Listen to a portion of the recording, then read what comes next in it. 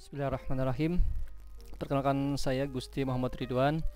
Kali ini saya akan mempresentasikan untuk tugas tengah semester, yaitu mata kuliah Sistem Cerdas.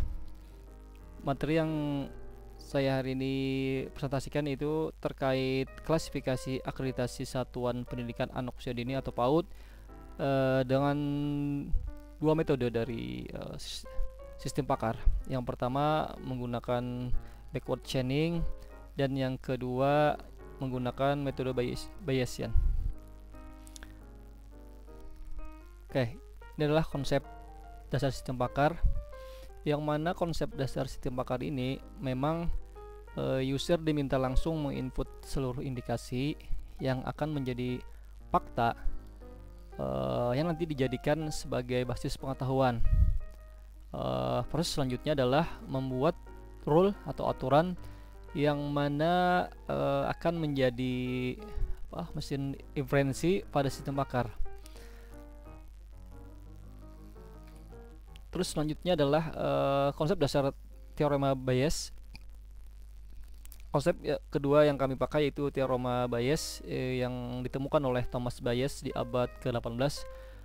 Dalam teorema Bayes ini tentunya probabilitas atau peluang bersyarat yang dijadikan sebagai bukti. Ini dimana X adalah bukti dan H adalah hipotesis. Kemudian V dalam kurung H dan X itu adalah probabilitas bahwa hipotesa itu benar untuk bukti X, atau dengan kata lain bisa juga disebut probabilitas posterior H dengan syarat X. Kemudian P dalam kurung H itu adalah probabilitas prior hipotesis H. Kemudian terakhir adalah V dalam kurung X adalah probabilitas prior bukti X. Ini adalah konsep dasar yang kami gunakan menggunakan teorema Bayesian. Ini adalah data standar mutu yang kami jadikan data untuk pengujian menggunakan sistem Pakar, yaitu power chaining. Di sini ada jenis mutu. Yang pertama standar isi, terus ada deskripsinya berkaitan dengan pelaksanaan pengembangan kurikulum, standar proses, terus standar pengolahan, standar pembiayaan, standar pemilihan, dan lain-lain. Ini adalah dasar atau data mutu yang memang harus dipenuhi untuk satuan pendidikan, yang mana implikasinya adalah nanti berkaitan dengan akreditasi sebuah satuan pendidikan. Di sini aturan atau rule-nya adalah contoh sebagai berikut, if then rules. Jika satuan pendidikan telah memenuhi data dan fakta terkait yang tadi saya sampaikan sebelumnya tadi, terkait standar isi, standar proses, standar pengelolaan, standar pembiayaan, dan lain-lain, maka then-nya, rule-nya, hasil analisisnya adalah bahwa satuan tersebut layak untuk diakreditasi. Jika belum memenuhi, maka lembaga tersebut untuk mengkaji lagi atau memproses lagi terkait syarat-syarat atau standar-standar yang memang harus dipenuhi. Nah, disinilah salah satu sistem yang di sistem Pakar yang kami buat untuk si user atau satuan itu bisa deteksi atau mendiagnosa lebih dini apakah satuan tersebut sudah cukup layak untuk mengajukan akreditasi atau belum. Yang kedua yang kami uji adalah terkait teorema Bayesian. Yang kini di sini kami menggunakan dataset privat dari UPT Kemdikbud, yaitu Balai Pengembangan Pendidikan Anak Usia Dini dan Pendidikan Masyarakat Kalimantan Selatan, yang dimana dataset ini adalah data fakta real yang dikumpulkan di lapangan oleh satuan, yang mana data-data ini diolah untuk nantinya si satuan pendidikan itu apakah akan maju akreditasi atau belum. Nah, di sini kami mencoba untuk mengolah data ini dengan teorema Bayes yang tadi sampaikan di depan tadi. Kemudian hasil testingnya setelah kami coba melalui tool melalui 3 tool yang kami gunakan. Yang pertama menggunakan Python, yang kedua manual secara Excel, dan yang ketiga adalah menggunakan RapidMiner. Ketiga tool ini untuk membuktikan bahwa memang sistem Pakar bekerja, dan kesimpulannya adalah bahwa untuk menguji teorema terkait dengan sistem Pakar bahwa layak menggunakan dua konsep ini untuk menguji apakah satuan pendidikan ini layak untuk maju akreditasi atau tidak. Oke, kita langsung saja praktek ke programnya. Oke, bismillah. Sekarang kita coba program sederhananya dari sistem Pakar yang telah saya buat. Oke, saya coba jelaskan singkat terkait listing program ini. Yang pertama adalah import OS. Ini adalah pemanggilan fungsi dengan nama OS yang nanti bertujuan adalah untuk membersihkan layar. Nah, di sini saya coba bikin title-nya terkait aplikasi sederhana ini. Kemudian sistem minta inputan yang nanti akan diinputkan oleh user. Kemudian setelah user menginputkan nama satuan pendidikannya, maka sistem akan menampilkan salam atau halo dengan nama satuan tersebut. Oke, di sini programnya sederhana terkait tadi aturan rule if then rule di sistem Pakar. Maka di sini adalah perulangan bersarang. Nah, jadi di sini pertanyaan pertama yang diajukan oleh sistem adalah apakah satuan Anda sudah memenuhi standar pendidikan atau belum. Nah, jadi ada beberapa dokumen atau data yang di sini terkait dengan standar. Nah, di sini user juga dimintakan lagi apakah dia akan menginput ya atau tidak. Nah, yes or no. Jika ya, maka akan selanjutnya lagi if-nya. Nah, di sini pertanyaan selanjutnya lagi, apakah satuan pendidikan Anda sudah memenuhi standar isi. Nah, jadi adalah perulangan bersarang. Jadi if then, if lagi, if then. Nah, setelah nanti diinputkan jika ya, nah berarti nanti akan keluar sini saya coba 2 standar aja yang saya masukin, karena sebenarnya ada 8 standar yang ininya kalau standar mutunya. Nah, kemudian jika si user menginput ya, maka akan keluar bahwa nanti hasilnya ini satuan Anda itu adalah layak untuk maju akreditasi. Jika tidak, maka akan keluar rekomendasi bahwa silahkan berkonsultasi dengan Dinas Pendidikan setempat atau dengan UPT Kemdikbud yang bertugas untuk sebagai penjaminan mutu terkait PAUD. Nah, itu mungkin sekilas yang bisa kami jelaskan terkait aplikasi sederhana ini. Ini coba kita, masih ada yang kurang sedikit. Ini untuk membersihkan layarnya tadi yang saya bilang di depan tadi,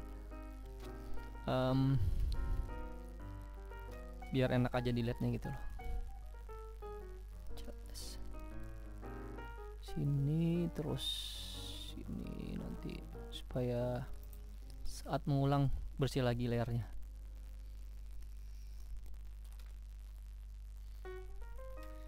Ini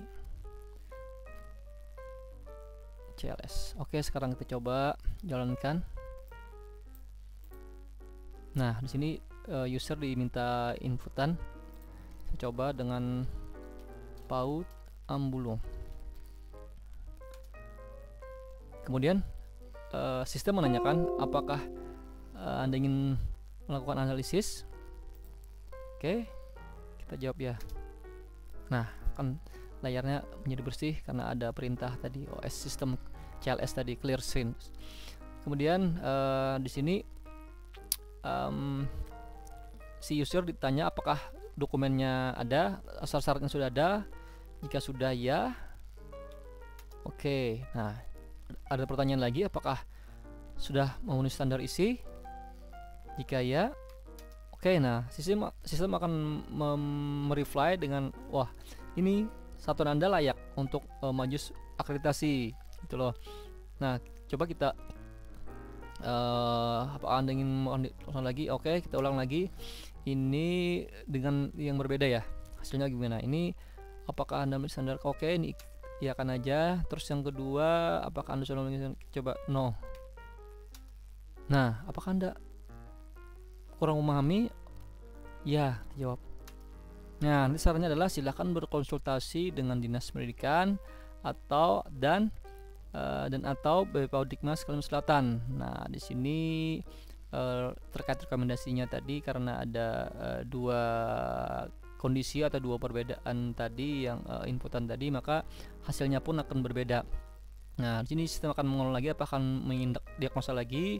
Coba kita inputkan no, maka akan sistem akan mengeluarkan terima kasih. Oke, mungkin itu sekarang saya coba menjelaskan secara singkat terkait pengujian menggunakan metode Bayesian. Kali ini saya menggunakan editor Jupyter Notebook. Saya akan secara singkat ini terkait library yang dipakai untuk pengujian ini. Yang pertama adalah Pandas, yaitu adalah Python for Data Analysis, di mana library ini yang fokus untuk proses analisis data, untuk manipulasi persiapan data dan bersihan data. Terus yang kedua juga dipakai NumPy untuk numerical Python, adalah library untuk fokus kepada untuk scientific computing ini. Terus yang selanjutnya Matplotlib. Nah, ini juga yang powerful untuk Python, untuk berfokus library-nya untuk pembuatan grafik. Nah, yang terakhir library yang biasa dipakai untuk data mining, yaitu adalah sklearn, yaitu adalah scikit-learn, dimana library ini berbasis Python untuk membangun model pembelajaran machine learning gitu. Ini banyak menyediakan banyak algoritma untuk pembelajaran. Termasuk kali ini kita menggunakan naive Bayes. Oke, sudah singkat. Terus selanjutnya ini ada data yang coba saya tampilkan, mengambil dari data sini, pemetaan mutu tadi. Kemudian ini memanggil algoritmanya Gaussian database. Kemudian ini prediksinya, ini ada akurasinya. Ini penampilan visualisasi data. Nah, ini terkait tadi akreditasi atau tidak. Kemudian prediksinya. Terus ini mengambil data testing, untuk menguji apakah model ini berjalan dengan bagus atau tidak. Nah, ini prediksinya kalau di sini 1 berarti sesuai atau diterima. Terakhir kita akan coba coding dengan grafis. Ini pengujian terkait metode Bayesian tadi. Sudah saya import datanya. Ini adalah data training dan ini adalah data validasi atau data testing. Dua ini data ini berbeda, yang satu untuk training, satu untuk pengujian modelnya. Oke, kita gunakan algoritma Bayesian atau naive Bayes untuk menguji ini. Terus oke, terkait apply modelnya, ini sebagai pengujian modelnya yang kita buat. Nah, ini data testing kita hubungkan juga. Kemudian kita pakai performance untuk menguji klasifikasi ini, apakah nantinya model ini berjalan dengan sesuai keinginan atau akurasinya kita akan ukur seberapa tingkat akurasinya. Nah, ini modelnya kita apply, performance-nya coba kita jalankan. Nah, di sini prediksinya dengan model yang kita buat tadi adalah belum, dengan data yang kita data testingnya belum juga. Nah, ini dipastikan 100% prediksinya benar karena metode Bayesian ini memang cocok untuk mengklasifikasikan itu, klasifikasi sangat bagus. Di sini juga kita bisa lihat performance-nya, tingkat akurasinya 100%. Nah, ini mengapa salah satu alasan metode Bayesian ini atau metode Bayesian sangat cocok untuk digunakan data mining, karena merupakan metode yang sangat powerful dan akurat untuk menguji dataset gitu loh, terkait data mining dan lain-lainnya. Oke, mungkin cukup sekian dari saya demonya. Salah hilap mohon maaf. Assalamualaikum warahmatullahi wabarakatuh.